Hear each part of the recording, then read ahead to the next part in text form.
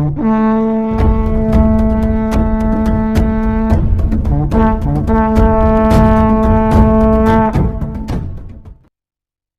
नमस्कार।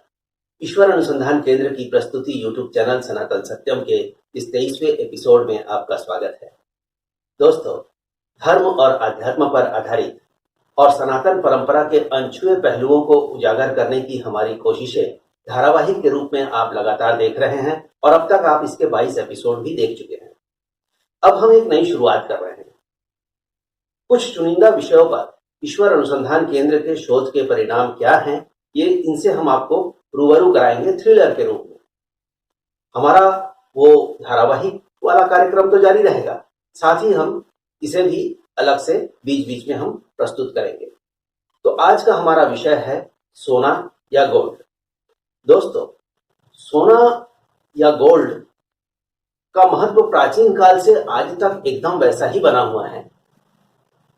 आखिर इस पीले धातु में क्या है और इस पीले धातु की क्या खूबियां हैं जिसके लिए लोग इसके पीछे दीवाने बने पड़े हैं और ये दीवानगी युग युगांतर से देखी जा रही है। दोस्तों, भारत को एक समय सोने की चिड़िया कहा जाता था। जो जानकारियां हमें मिलती हैं उसके मुताबिक शायद चक्रवर्ती सम्राट राजा विक्रमादित्य ने पहली बार भारत को सोने की चिड़िया कहा था। प्राचीन काल का भारत दुनिया में व्यापार का बड़ा केंद्र था। मसाले, नीला रंग बनाने वाला पत्थर, अनाज, शराब, कपास ऐसी सैकड़ों वस्तुएं हैं और इनकी लंबी फहरिस्त है जिसका कि भारत दुनिया भर में निर्यात करता था और बदले में सोना कमाता था। वर्तमान पीढ़ी को यही बताया जाता है कि भारत में अकूत सोना था और इसे भारत के व्यापारियों ने ही दुनिया के साथ व्यापार करके कमाया था। और शायद यही वजह भी है कि राजा विक्रमादित्य ने भारत की अकूत स्वर्ण संपदा की तुलना सोने की चिड़िया से की थी। वो इसकी तुलना हाथी या घोड़े से भी कर सकते थे या भारत को सोने का किला भी कह सकते थे, पर शायद वो ये जानते थे कि भारत की स्वर्ण संपदा स्थायी नहीं है। इसलिए उन्होंने इसकी तुलना चिड़िया से की थी, क्योंकि चिड़िया बहुत चंचल होती है, कभी इस डाल पर तो कभी उस डाल पर, कभी इसकी मुंडेर पर तो कभी उसकी मुंडेर पर। लेकिन दोस्तों, भारत में सोने की उपलब्धता को लेकर वर्तमान पीढ़ी को जो बताया जा रहा है वो तथ्य गले के नीचे नहीं उतरता। क्या भारत में सोने की खदानें नहीं थीं? या भारतवासियों को उस वक्त सोना निकालना नहीं आता था? भारत में जन्मे किसी भी बच्चे का सोने से पहला परिचय लक्ष्मी जी के उस कैलेंडर से होता है जिसमें यह दिखाया जाता है कि सोने की गिन्नियां लक्ष्मी जी की दाहिनी हथेली से निकल रही हैं। और लक्ष्मी जी का ये चित्र देख रहा बच्चा अगर गरीब परिवार से है तो वो ये भी जान जाता है कि सोने की ये गिन्नियां लक्ष्मी जी की हथेली से निकलकर सीधे शहर के सबसे बड़े ज्वेलर्स के दुकान पर जा रही हैं। और लक्ष्मी जी का निशाना इतना सटीक है कि सोने की एक भी गिन्नी छिटक कर उस ज्वेलर्स के बगल में स्थित पान के ठेले पर नहीं गिरती जो उस बच्चे के पिता की दुकान है। कुछ तो गड़बड़ है और सोने को लेकर हमारा फंडा कतई क्लियर नहीं है।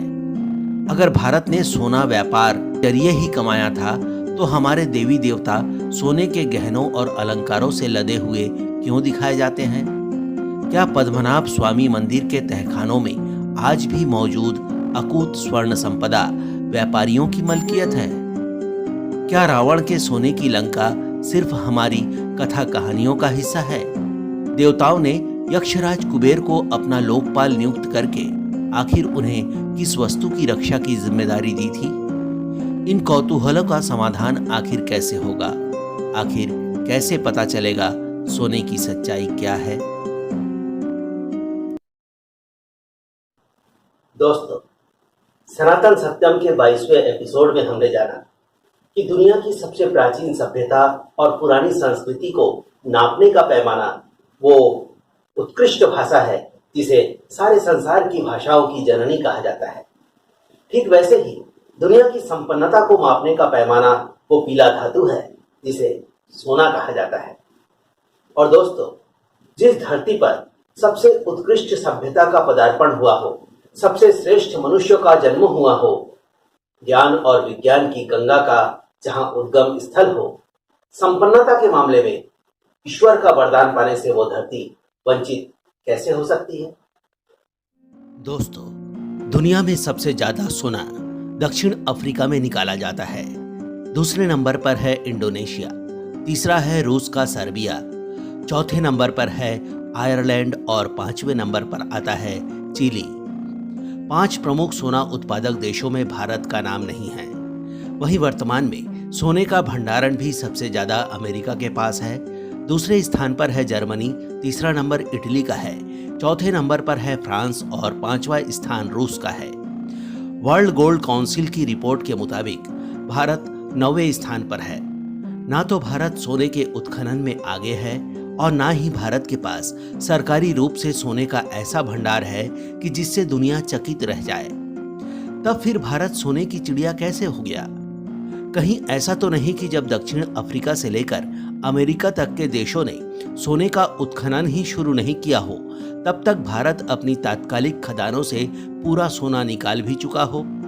और अब वर्तमान में भारत के जिन राज्यों में सोने का उत्खनन होता है या जहां सोना पाया जाता है, ये वो सोना है जिसकी खोज पिछले कुछ 100 सालों में की गई हो। क्योंकि इतना तो तय है कि भारत में ढेर सारा सोना था।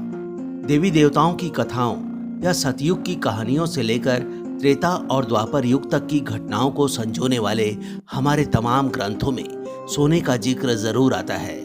महाभारत के शांति पर्व में जहां युधिष्ठिर के राज्याभिषेक का जिक्र आता है, वहां यह भी बताया गया है कि देश दुनिया के राजा महाराजा युधिष्ठिर के राज्याभिषेक समारोह में शिरकत करने पहुंचते हैं और ये तमाम राजा अपने साथ तरह तरह के उपहारों के साथ बड़ी मात्रा में सोना लेकर भी आते हैं। प्राग ज्योतिषपुर, जिसे कि वर्तमान में असम कहा जाता है, वहां के राजा युधिष्ठिर को उपहार देने के लिए 4 हाथियों के हौदों में भरकर पिपीलिका स्वर्ण लेकर पहुंचे थे। उत्तर कुरु राज्य के राजाओं के उपहारों में भी पिपीलिका स्वर्ण लाने का जिक्र महाभारत के इस पर्व में है। दोस्तों, पिपीलिका मतलब चींटी, और चींटियां कई स्थानों पर जब अपना बाम्बी या घोंसला बनाती हैं तो जमीन की कम गहराई वाले सोने के कणों को मिट्टी के कणों के साथ ऊपर ले आती हैं। लोग चींटियों की बाम्बी या घोंसले की मिट्टी को छानकर सोना प्राप्त कर लिया करते थे और उसका तमाम तरह से इस्तेमाल भी करते थे। इससे 2 बातें साबित हो जाती हैं। पहला ये कि प्राचीन भारत के लोगों को न केवल सोने की जानकारी थी, बल्कि वो अलग अलग पद्धतियों से सोना संग्रह भी करते थे। और दूसरी महत्वपूर्ण बात ये कि तात्कालीन भारत की धरती पर सोना कतई काफी गहराई पर नहीं था, अन्यथा चींटियों की बाम्बी से ये कैसे मिल सकता था? आखिर ये सोना आया कहां से था और गया कहां? दोस्तों, सनातन सत्यम के 21वें एपिसोड में हम देख चुके हैं कि धरती के गर्भ में पेट्रोल कैसे बना या पेट्रोलियम पदार्थों का निर्माण कैसे हुआ। पेट्रोल के अलावा कोयला और कार्बन का ठोस रूप या कठोर रूप हीरा ही एकमात्र शुद्ध खनिज है जो धरती पर अतिरिक्त दबाव के कारण बन सकता है। इसके अलावा धरती पर पाया जाने वाला कोई भी शुद्ध खनिज धरती पर नहीं बन सकता। जब हमारी धरती निर्माण की प्रक्रिया से गुजर रही थी, उस वक्त बाहरी अंतरिक्ष से ये सारे खनिज पदार्थ हमारी धरती पर आए, जिनमें सोना भी एक है।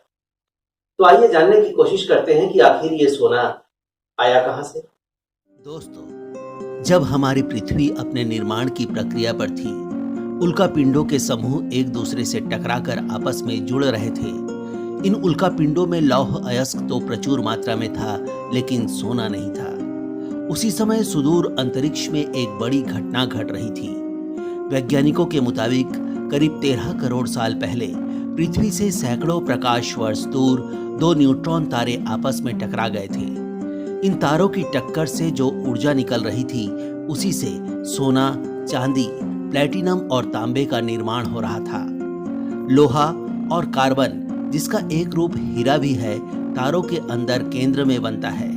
लेकिन सोना, चांदी, प्लेटिनम और तांबा न्यूट्रॉन तारों की टक्कर से जो ऊर्जा निकलती है, उससे ही बनते हैं। उस ऊर्जा के अलग अलग सघन परतों या लेयरों में बने ये विशेष धातु अंतरिक्ष में दूर तक बिखर जाते हैं। पृथ्वी के बनने के समय भी ऐसा ही हुआ था। सैकड़ों प्रकाश वर्ष की दूरी का सफर तय करके न्यूट्रॉन तारों की टक्कर से निकली ऊर्जा से बने ये धातु हमारी निर्माणाधीन पृथ्वी तक आ पहुंचे थे। जो सोना पृथ्वी तक पहुंचा था उसकी मात्रा भी बहुत ज्यादा थी, लेकिन उस वक्त पृथ्वी भी एक गर्म अयस्क का गोला ही थी। तो भारी होने के कारण ज्यादातर सोना लोहे के साथ मिलकर पृथ्वी की केंद्र तक पहुंच गया। उस वक्त पृथ्वी उस स्थान पर थी जहां आज मंगल है, और उस वक्त पृथ्वी के भी 2 चंद्रमा होते थे, जैसा कि आज मंगल के हैं फोबोस और डेमोस। बाद में पृथ्वी के दोनों चंद्रमा एक एक करके पृथ्वी से टकराते हैं, जिससे पृथ्वी में महासागरों के लिए गड्ढे बनते हैं और उस तीसरे चंद्रमा का जन्म होता है, जिसे कि आज हम देख रहे हैं। दोनों चंद्रमाओं की इस टक्कर के कारण पृथ्वी की केंद्र की तरफ जा रहा कुछ सोना वापस सतह की तरफ आ जाता है, लेकिन हमारे आज के चंद्रमा तक वो सोना नहीं पहुंच पाता है। इसलिए पृथ्वी समेत तमाम ठोस ग्रहों में सोना होने के बावजूद हमारी चंद्रमा में सोना नहीं है।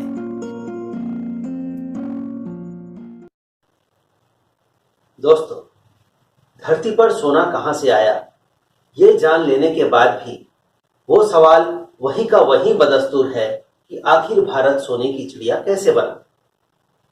दरअसल भारत का सोने की चिड़िया बनना उन अकाट्य तथ्यों में से एक है जो हमारी सनातन परंपरा को, हमारी संस्कृति को, हमारी सभ्यता को दुनिया के सबसे प्राचीन सभ्यता, दुनिया की सबसे श्रेष्ठ सभ्यता साबित करती है। दोस्तों, प्राचीन भारत में इतना सोना था और इतना सहज उपलब्ध था कि महत्वपूर्ण धातु के रूप में पहचाने जाने के बाद भी हमारी नजर में वो तुच्छ था। प्राचीन ग्रंथों को ठीक से पढ़ने और समझने पर यह ज्ञात हो जाता है कि वैदिक काल में लोग सोना या चांदी का इस्तेमाल गोल्डन टेम्पल की तरह सार्वजनिक इमारतों को सजाने या पशुओं के श्रृंगार के लिए करते थे। मवेशियों के गले में सोने के सांकल हुआ करते थे और उनके खुरों और सींगों को सोने और चांदी की परतों से सजाया जाता था। जबकि वैदिक काल का मनुष्य अपना श्रृंगार ताजे फूलों और तरह तरह की सुंदर और फायदेमंद पत्तियों से किया करते थे। हम आपको पहले ही बता चुके हैं कि वनस्पति को पशुपति और पशुओं को प्रजापति कहा जाता था। इसलिए लोग अपने पालने वाले अर्थात प्रजापति अर्थात पालतू मवेशियों का श्रृंगार सोने से करते थे। मनुष्यों ने जब फूल और पत्तियों का श्रृंगार छोड़कर सोना पहनना शुरू किया, तभी से सोने के गहनों को भी फूल पत्तियों का आकार देकर ही बनाया जाने लगा और ये परंपरा आज भी जारी है। दोस्तों, हम आपको पहले ही बता चुके हैं कि पृथ्वी की 2 चंद्रमाओं की टक्कर से बने गड्ढों में जब अंतरिक्ष से आया पानी भर गया और उस पानी के गिरने से जो पानी आसमान की तरफ उछला, उससे सूरज की रोशनी पृथ्वी तक आनी बंद हो गई, तो पृथ्वी जमकर बर्फ का गोला बन गई। जब सारा पानी पृथ्वी तक पहुंचकर जम गया और फिर सूरज की रोशनी ने उसे पिघलाना शुरू किया और विष्णु रूपी पानी ने वराह का रूप लेकर टेक्टोनिक प्लेट्स को धकेलना शुरू किया, तो जो हिस्सा सबसे पहले पानी से बाहर आया वो हमारा जम्बूद्वीप ही था। उसी टेक्टोनिक प्लेट्स की टक्कर ने धरती की कोर की तरफ जा रहे सोने को भी बड़ी मात्रा में पृथ्वी की सतह पर ला दिया और जम्बूद्वीप की मिट्टी सोना उगलने लगी। दोस्तों, इस तरह से हमारे देश में इतना सोना उपलब्ध हो गया था कि उससे पूरी लंका बसाई जाए तब भी वो खत्म ना हो। दोस्तों, धरती पर सोने का सबसे बड़ा टुकड़ा 5 फरवरी 1869 को ऑस्ट्रेलिया में मिला था। ये लगभग 69 किलो का शुद्ध सोने का टुकड़ा था और यह जमीन से केवल 2 इंच नीचे ही मिला था। इसके अलावा धरती पर ज्यादातर सोना बारीक कणों के रूप में ही मिलता है। यहाँ तक कि आज भी हेलीकॉप्टर में सवार होकर लोग यूकैलिप्टस के पेड़ों पर गोल्ड डिटेक्टर फिराते हैं, क्योंकि यूकैलिप्टस जमीन से पानी खींचकर उसे हवा में छोड़ देता है और पानी के माध्यम से आया सोने का कण यूकैलिप्टस की पत्तियों में रुक जाता है। जहां पत्तियों में गोल्ड डिटेक्टर का सिग्नल मिलता है, वहां जमीन की खुदाई करने पर सोना मिल जाता है। इसके अलावा बहते पानी में भी सोने के कण पूरी दुनिया में कई स्थानों पर निकाले जाते हैं। दोस्तों, सोने की कहानी यहीं खत्म नहीं होती। भारतीय ज्योतिष में सोने के गहनों को पहनना काफी महत्वपूर्ण बताया गया है। इतना ही नहीं, हाई स्पीड कार के इंजन से लेकर आपके मोबाइल फोन के सिम कार्ड में भी सोने का इस्तेमाल होता है। और आपको बता दें कि भारी औद्योगिक मशीनों में, बड़े बड़े मशीनों में भी सोने का इस्तेमाल होता है। और सोने की मदद से ये मशीनें ठीक वैसा ही काम करती हैं जैसा कि हमारी धरती, क्योंकि धरती के कोर में तरल लोहे के साथ मौजूद तरल सोना धरती को बैलेंस करने में महत्वपूर्ण भूमिका निभाता है, उसकी गति को नियंत्रित करने में महत्वपूर्ण भूमिका निभाता है। और हाँ दोस्तों, जहां सोने का जिक्र हो वहां पारस पत्थर का ख्याल मन में आना लाजमी है।